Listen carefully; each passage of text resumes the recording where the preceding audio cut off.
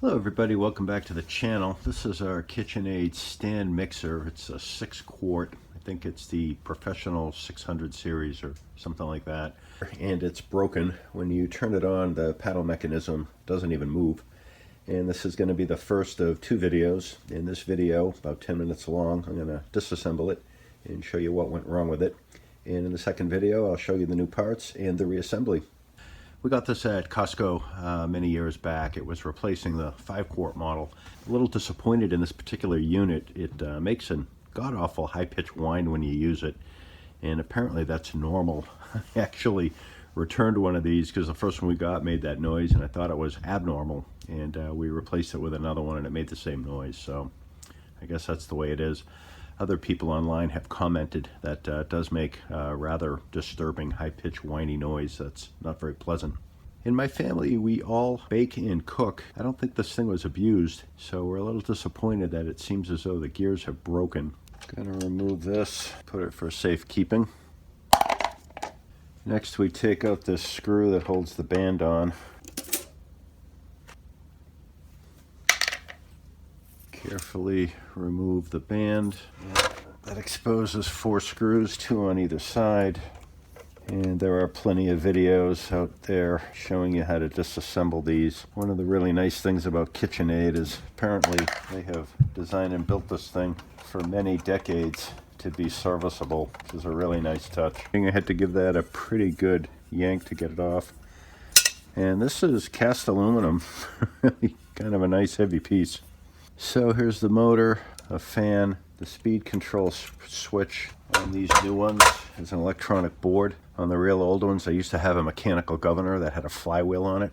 And in here is the transmission. This is where all the gears are. The motor, there's the shaft in there, is going into here to start spinning and twirling things. And this is what we have to open next. And this could be messy because there's grease in there. What I've read is another convenient thing with the Kitchenaid design is that all these screws are the same, so not a big chance you're gonna confuse them or mix them up. So these 4 screws that hold the transmission on are the same thread as the same 4 that held the cover on, and I'll put those side by side and they look to be the same. To get to this screw here, the board is in the way, and it looks as though the board is held on with 2 screws here. So I think I'm going to have to loosen these, get the board out of the way to get the transmission open. And I'm just using a number 2 Phillips screwdriver. Take out all these screws. And maybe I don't have to take this one out. Let me see. No, I can probably just leave that loose and get to this screw here, which I think I would rather do.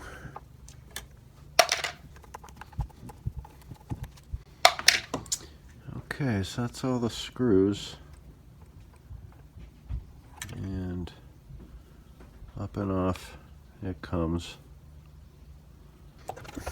So a cursory look, I can see in this gear here we've got some teeth that are stripped off. The gear on the motor looks as though it's got quite a few shiny pieces on it. I'll have to clean it up a little bit to see if that has been ruined. So this gear seems to have bushings on either side. Looks like there's a piece of bronze bushing or 2 washers in there. Yeah, what I thought was a bronze washer is actually a bearing. Kind of cool. Okay, it just took some time to clean most of the grease off this. Again, there's some chipped teeth there, so this gear here is toast. There's a number on it, so I should be able to get a replacement. This appears to be all one assembly. And this gear here, this is actually 2 threads next to each other. This one is a different thread from this one, so it's kind of cool. Using that technique, you can get twice as many teeth with a very coarse pitch, so kind of cool. So there's a snap ring right here. You can just see the 2 little eyes on it that are holding this upper gear on. So I need to get a snap ring plier to get that off. For those of you not familiar, here's an old set of snap ring pliers. It's a very hard tip up here with 2 little nibbies sticking out beyond. The idea is this goes into the 2 holes, the 2 eyes on the snap ring, and as I squeeze the pliers, prise the ring apart. Boy, this gear didn't like to slide up. It's leaning on it to a scary degree.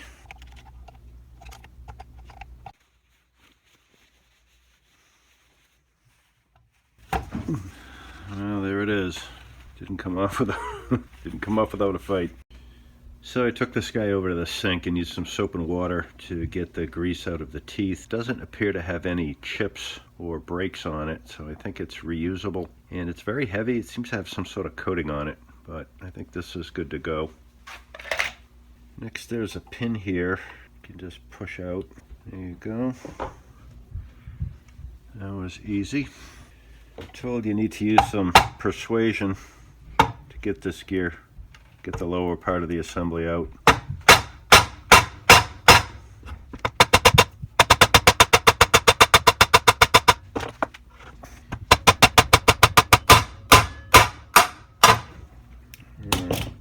And there's the planetary assembly that goes on the underside. Not a lot of grease in those teeth. Looks like there's oil on this as well as grease. Doesn't seem to have a petroleum smell. Kind of makes me wonder what kind of oil it is. Hopefully it's food grade. And finally the last gear. Let me go clean this up. We'll take a look at it. Well, and here is this gear cleaned up. It doesn't appear to be any significant damage to any of the teeth, and the edges of the teeth don't seem to have that burr on them like I seem to feel on this gear. Yeah, going through a job like this, you can see the grease was originally white and it turns black with age and use. Always a good idea to remove it, because any bits of metal, I definitely have some chipped teeth, any of that bits of metal embedded in the grease is going to act as an abrasive, which is kind of what the opposite of a grease is supposed to do. But I think down low that's pretty virgin grease down here. It's pretty white. I don't see a lot of gray or black in it. So I'm not going to lose a lot of sleep if I don't get every last bit of it out. But okay, there's a look at the grease I pulled out of it. I don't know how well this is showing up. There's a recess in here for the area that takes this gear, and all this other area is flat down here. If you're doing a job like this, you're going to be going through probably half a roll of paper towels. I'm just trying to get a better look at the gear on the motor. I hope that's not damaged. Okay, here's the upper housing. The gasket is still intact. I'll probably get a new one, but I'm not going to lose a lot of sleep if I decide to reuse this one. I mean, it's not exactly an automotive world. This never really sees nasty chemicals or extreme temperatures. And here's the gear that went in there, and as expected, since it's hardly ever been used, no wear. And to get this final gear out, there's another snap ring under there that has to be removed. This pin here, I think, has to be punched out, and I'm not going to take that out unless I see a good reason to. With it disassembled, I did turn the motor on just to make sure. And boy, seems pretty quiet without all the gears in there, so apparently it's the transmission that makes all the noise.